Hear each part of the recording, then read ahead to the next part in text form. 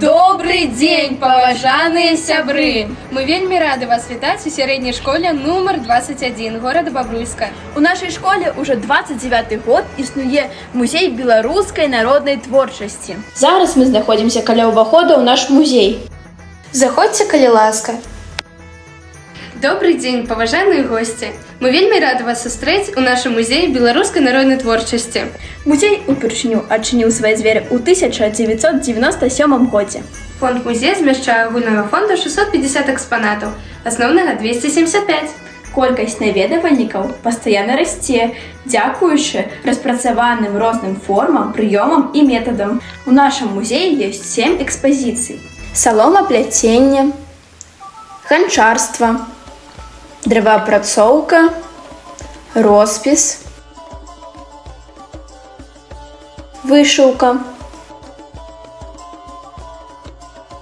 ручнікі,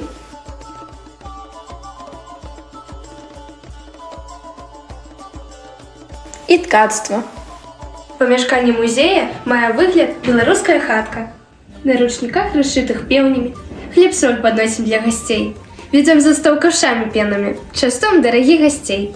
Яшчэ і не пусты, наш куфр старажытны, цвіце ў ім лён густы і класіцца жыта. Зіхазіць ручнік наш саматканы, родны беларускі наш узор. І глядзіш зашараваны на дзівосны казачны ўбор. У куфары тым ляжаць зыльну і кветак скарбы, лясы і сенажаць, далі свае ім фарбы. Абрусы, ручнікі і посцілка на дзіва. Любоў жыццё вякі і ўся мая радзіма. Не буду варажыць аб густах і жаданнях. Я знаю, скарб ляжыць у куфрах старадаўніх. Ёсць такі выраз танцаваць ад печы. Пачнём мы нашу размову з печы. Печ займае ў сялянскай хаце важнае пачаснае месца. Асаблівая павага да пячы адносін да яе як да жывой істоты.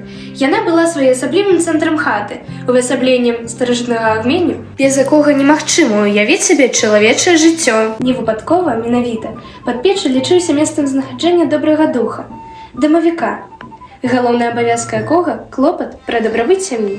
Побач з печу стаяў ложа гаспадароў.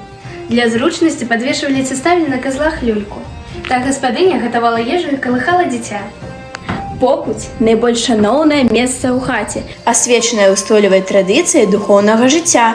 Ён выконваў важную ролю ў паўсядзённых звычаях і абрадах.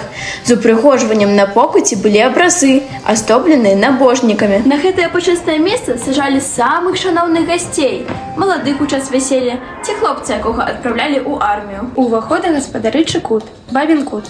На сцяне вісела кухонная паліца з посудам. Вялікае значэнне надавалася ткацтву.